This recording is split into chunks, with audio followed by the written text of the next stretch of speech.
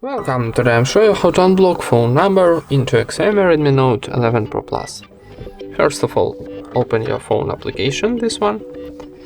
Then in the top right corner we got 3 dots. Tap it and choose settings.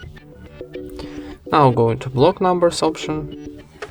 And here we got 2 block phone numbers. So for unlocking, for example, this last number, click here on the right side to cross to unblock. Unblock this number. Confirm operation tapping unblock one more time, and that's it. Let's try again this number and click here on the right side to cross to unblock. Unblock this number, confirm operation tapping unblock one more time, and that's it. Thank you for watching, leave thumbs up and subscribe to our channel.